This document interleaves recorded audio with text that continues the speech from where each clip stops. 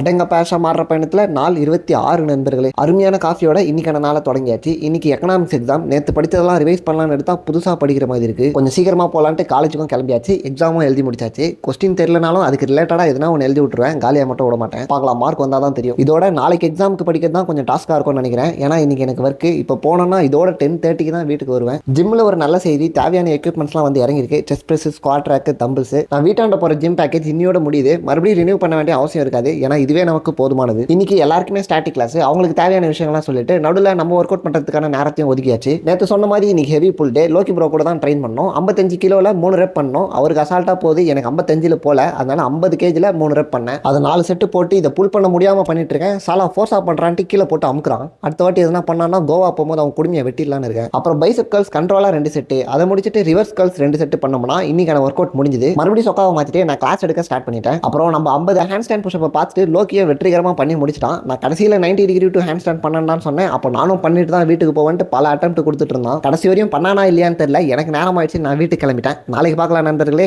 பாய்.